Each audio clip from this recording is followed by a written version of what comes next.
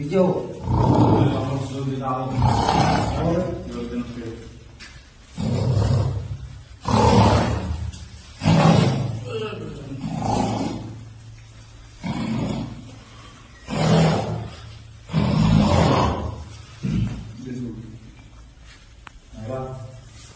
सोपर के अंदर जूता बाहर क्या होगा?